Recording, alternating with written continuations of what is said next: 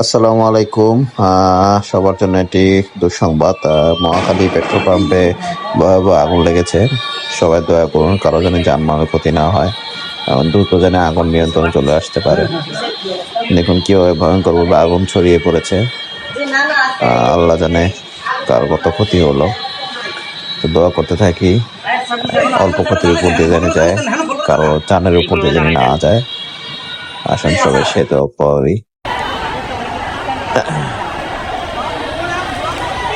অনেক উৎসুক জনতা সেখানে ভিড় করে আছে। আসলে এটা ঠিক নয়, যে কোনো সময় বিস্ফোরণে আশেপাশের লোকজনের ক্ষতি হতে পারে। তাই এই আশেপাশের যারা উৎসুক জনতা বা জনগণ যারা আছেন, তারা আমার মনে হয় নিরাপদ দূরত্বে চলে যাওয়া উচিত। ফায়ার সার্ভিস ও দমকল বাহিনীকে সঠিকভাবে তাদের কাজ করতে দেওয়া উচিত। আল্লাহ সবাইকে হেফাজত করুন।